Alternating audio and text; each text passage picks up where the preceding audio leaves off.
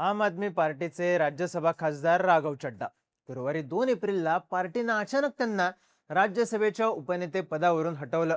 राघव चड्डा हे राज्यसभेत पक्षानं ठरवलेल्या मुद्द्यांवर बोलत नव्हते.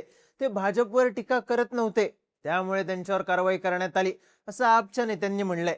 राघव चड्डा यांनीही यावर प्रतिक्रिया देताना माझा आवाज दाबला गेलाय पण मी हरलेलो नाही असं म्हणलंय. सध्या हा विषय सोशल मीडियावर चांगलाच चर्चेत आहे. राघव चड्डा लवकरच आम आदमी पार्टी सोडू शकतात अशा शक्यताही वर्तवल्या जात आहेत. यानंतर राघव चड्डा यांचं राजकारणातलं पुढचं पाऊल काय असेल, तर त्यांचा राज्यसभेचा कार्यकाळ पूर्ण करू शकतील का, हाही मोठा प्रश्न आहे. पण या सगळ्यामध्ये चड्डा यांच्या एका लॉंग टर्म प्लॅनची चर्चा सुरू झाली आहे. राघव चड्डा यांचा पंजाबच्या मुख्यमंत्री पदावरती डोळा आहे. किंबहुना हा प्लॅन डोक्यात ठेवूनच ते त्यांचं सगळं राजकारण करत असल्याचं म्हणलं जातंय. जर सगळं काही सुरळीत झालं तर ते पंजाबचे पुढचे मुख्यमंत्री बनू शकतात अशा चर्चांनाही उधाण आलंय. हा विषय नेमका आहे काय? राघव चड्डा यांचं नाव पंजाबच्या मुख्यमंत्री पदासाठी का घेतलं जातंय? राजकारणातला त्यांचा लॉंग टर्म प्लॅन काय आहे, समजून घेऊया या व्हिडिओमधून. नमस्कार, मी चिन्मय आणि तुम्ही पाहताय बोलभिडू. सगळ्यात आधी या सगळ्या चर्चांना सुरुवात कशी झाली ते सांगतो. रविवारी 5 एप्रिलला राघव चड्डा यांनी सोशल मीडियावरती एक व्हिडिओ टाकला. खरं तर राघव चड्डा हे पंजाबमधून आम आदमी पार्टीचे खासदार आहेत. पण आपच्या नेत्यांनीच त्यांच्यावर आरोप केला आहे की त्यांनी राज्यसभेत कधीच पंजाबशी संबंधित मुद्दे उपस्थित केले नाहीत. या आरोपांना राघव चड्डा यांनी लगेच या व्हिडिओच्या माध्यमातून उत्तर दिलं. व्हिडिओत राघव चड्डा यांनी पंजाबशी संबंधित कोणकोणते मुद्दे राज्यसभेत मांडले हे दाखवलं. यामध्ये करतारपूर साहिब कॉरिडॉर, शेतकऱ्यांसाठी एमएसपी, उत्तर भारतातलं वायू प्रदूषण अशा अनेक मुद्द्यांचा समावेश आहे. राघव चड्डा म्हणाले, हा फक्त ट्रेलर आहे, पूर्ण पिक्चर अजून बाकी आहे. माझ्यासाठी पंजाब हा फक्त चर्चेचा विषय नाही, ते माझं घर आहे, माझं कर्तव्य आहे, माझं मूळ आहे आणि माझा आत्मा तिथं आहे. एक प्रकारे राघव चड्डा यांनी पंजाब हे राज्य त्यांच्यासाठी किती महत्वाचं आहे आणि त्या राज्यासाठी त्यांनी आतापर्यंत काय काय केलंय हे या व्हिडिओतून दाखवण्याचा प्रयत्न केला. आता यावरूनच राघव चड्डा यांचा लॉंग टर्म पॉलिटिकल प्लॅन काय आहे हे लक्षात येतं. कसं ते समजून घेऊ. खरं तर राघव चड्डा हे दिल्लीचे असले तरी मूळचे पंजाबी आहेत. पंजाबशी त्यांचं सुरुवातीपासूनच जवळचं नातं राहिलंय. पंजाबमध्ये 2022 साली विधानसभेच्या निवडणुका झाल्या. त्या निवडणुकीत आपने शीख चेहरा म्हणून जनरल सिंग यांना राज्याचं प्रभारी बनवलं. पण आम आदमी पार्टीचा मुख्य चेहरा राघव चड्डा हेच होते. राज्यातलं आपचं संपूर्ण कॅम्पेन राघव चड्डा यांनीच सांभाळलं. तिकीट वाटपामध्येही त्यांची भूमिका सर्वात महत्वाची होती. त्या निवडणुकीत आम आदमी पार्टीनं काँग्रेसचा पराभव करून दणदणीत विजय मिळवला. आपने 117 पैकी तब्बल 92 जागा जिंकत स्पष्ट बहुमत मिळवलं. दिल्ली बाहेर आपला पहिल्यांदाच एवढ्या मोठ्या प्रमाणात यश मिळालेलं. यानंतर पंजाबमध्ये आम आदमी पार्टीचं सरकार स्थापन झालं आणि भगवंत मान पंजाबचे मुख्यमंत्री बनले. या निवडणुकीनंतर आम आदमी पार्टीमध्ये राघव चड्डा यांचं वजन चांगलंच वाढलं होतं. या विजयाचं बक्षीस म्हणून त्यांना पंजाबमधूनच राज्यसभेतही पाठवण्यात आलं. पुढची 2 वर्ष राघव चड्डा पंजाबमध्ये चांगलेच ऍक्टिव्ह होते. त्यावेळी असं म्हणलं जायचं की पंजाबमध्ये भगवंत मान जरी मुख्यमंत्री असले तरी खरी ताकद राघव चड्डा यांच्याकडेच आहे.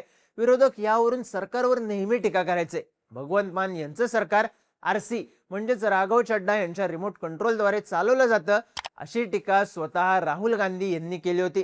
अकाली दलानं सुद्धा चड्डा यांना सुपर सीएम असं म्हणलं होतं.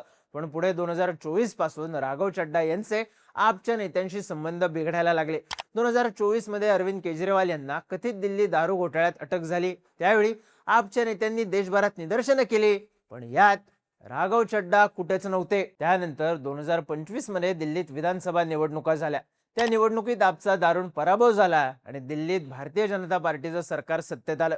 स्वतः केजरीवालही त्यांची विधानसभा सीट वाचवू शकले नाहीत. त्या निवडणुकीतही राघव चड्डा कुठेच सक्रिय नव्हते. तेव्हापासूनच त्यांच्यात आणि पक्षात सर्व काही ठीक नाही अशा चर्चा सुरू झाल्या होत्या. दिल्लीतल्या पराभवानंतर आपची ताकद कमी झाली. इकडे राघव चड्डा यांनी सुद्धा वेगळी लाईन पकडली. त्यांनी आपल्या राजकारणाची स्टाईल बदलली. ते आता राज्यसभेत तरुणांना, मध्यमवर्गीयांना अपील करतील असे मुद्दे उपस्थित करायला लागले.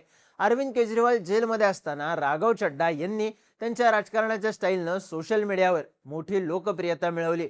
अनेक जण त्यांच्याकडे आपचा मुख्य चेहरा किंबहुना अरविंद केजरीवाल यांचा पर्याय म्हणूनही पाहत होते. पण आता पक्षानंच त्यांचे पंख छाटलेत. त्यांना राज्यसभेच्या उपनेते पदावरून बाजूला करण्यात आले. आता ते आम आदमी पार्टी सोडतील अशा चर्चाही सुरू झाल्यात. या सगळ्यामध्ये पंजाबच्या मुख्यमंत्रीपदाचा काय सीन आहे ते सांगतो. खरं तर राघव चड्डा हे किती महत्वाकांक्षी आहेत हे कोणापासूनही लपलेलं नाही. पंजाबमध्ये पुढच्या वर्षी विधानसभेच्या निवडणुका आहेत. जर आम आदमी पार्टीत सर्व काही ठीक असतं तर त्या निवडणुकीत पक्षाकडून मुख्यमंत्री पदासाठी नक्कीच राघव चड्डा यांचं नाव पुढे आलं असतं.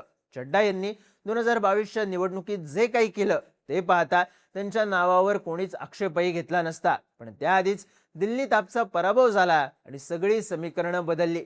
या पराभवामुळे केजरीवाल दिल्लीतल्या राजकारणातून बाहेर फेकले गेले. आता फक्त पंजाब हे एकमेव राज्य उरलंय जिथं आम आदमी पार्टीची ताकद आहे. त्यामुळे आता दिल्लीतलं मुख्यमंत्रीपद गेल्यानंतर केजरीवाल हे पंजाबमध्ये स्वतःला आपचा चेहरा म्हणून पुढे आणू शकतात असं म्हणलं जातंय. यामुळे साहजिकच राघव चड्डा यांना पंजाबमध्ये संधी मिळाली नसती. केजरीवाल यांच्या दिल्लीतल्या पराभवामुळे राघव चड्डा यांच्या पंजाबमधल्या महत्वाकांक्षेला ब्रेक लागला. आता राघव चड्डा यांच्या समोर कोणते पर्याय आहेत तर राजकीय दृष्ट्या त्यांच्या समोरचा सर्वात व्हॅलिड पर्याय आहे तो म्हणजे भाजपमध्ये प्रवेश करण्याचा. खरं तर पंजाब हे उत्तर भारतातलं असं एकमेव राज्य आहे जिथं भाजपला अजूनही आपले पाय रोवता आलेले नाहीत. भाजप इथे अनेक वर्ष शिरोमणी अकाली दलासोबत युती करून राहिला. या युतीची पंजाबमध्ये सत्ताही आली पण भाजप युतीत नेहमीच छोटा भाऊ होता. आता अकाली दलानं भाजपची साथ सोडली. तो पक्ष पंजाबमध्ये स्वबळावर लढतोय. इकडे भाजपमध्ये असा कोणताही मोठा नेता नाहीये जो राज्यात काँग्रेस, आम आदमी पार्टी आणि अकाली दल या तीन पक्षांना टक्कर देईल. आणि इथेच एंट्री होते राघव चड्डा यांची. राघव चड्डा यांना पंजाबमध्ये राजकीय स्पेस हवी आहे. आम आदमी पार्टीमध्ये ती मिळेल अशी शक्यताच नाहीये. पण भाजपमध्ये त्यांना ही स्पेस नक्कीच मिळू शकते.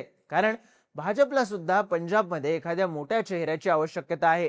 पंजाबमध्ये जर आपली ताकद वाढवायची असेल तर भाजपला राघव चड्डा यांच्यासारख्याच नेत्याची गरज आहे. यामुळेच विधानसभा निवडणुकीआधी राघव चड्डा हे भाजपमध्ये प्रवेश करू शकतात आणि भाजप त्यांना मुख्यमंत्री पदाचा चेहरा म्हणून घोषित करू शकतं अशी चर्चा आहे. आता जर राघव चड्डा यांनी भाजपमध्ये प्रवेश केला तर यात कोणालाही आश्चर्य वाटणार नाही. कारण मागच्या 2 वर्षांपासून त्यांचा कल भाजपच्याच दिशेनं राहिलाय. राघव चड्डा यांनी गेल्या 2 वर्षात भाजपवर एकदाही टीका केलेली नाही. आपचे नेते सौरभ भारद्वाज यांनी आरोप केलाय की राघव चड्डा यांनी भाजप विरोधात केलेल्या सर्व सोशल मीडिया पोस्टही डिलीट केल्यात. अनेकांच्या म्हणण्यानुसार राघव चड्डा आणि भाजपमध्ये ऑलरेडी सिक्रेट डील झालेला आहे. चड्डा हे फक्त योग्य वेळेची वाट पाहत आहेत. ही वेळ विधानसभा निवडणुकीआधी येईल असं म्हणलं जातंय. हाच राघव चड्डा यांचा राजकारणातला लॉंग टर्म प्लॅन आहे. सध्या तरी राघव चड्डा हे आम आदमी पार्टीतच आहेत पण एकूण परिस्थिती पाहता ते पक्षात फार काळ टिकणार नाही हेच दिसतंय. पंजाब विधानसभा निवडणुकीआधी ते भाजपमध्ये प्रवेश करू शकतात. भाजप विधानसभा निवडणूक त्यांच्या चेहऱ्यावर लढू शकतो. कारण सध्या तरी भाजप पंजाबमध्ये निवडणूक जिंकू शकेल अशी स्थिती नाही. पण राघव चड्डा यांच्यामुळे या स्थितीत नक्कीच बदल होऊ शकतो आणि तसं जर झालं तर राघव चड्डा हे पंजाबचे पुढचे मुख्यमंत्री बनू शकतात अशी चर्चा आहे. तुम्हाला या सगळ्या राजकारणाबद्दल काय वाटतं? राघव चड्डा यांचं राजकीय भविष्य काय असेल? तुमची मतं आणि प्रतिक्रिया कमेंट करून नक्की सांगा आणि माहितीपूर्ण व्हिडिओज पाहण्यासाठी बोलबिडूच्या YouTube चॅनलला सबस्क्राईब करायला विसरू नका.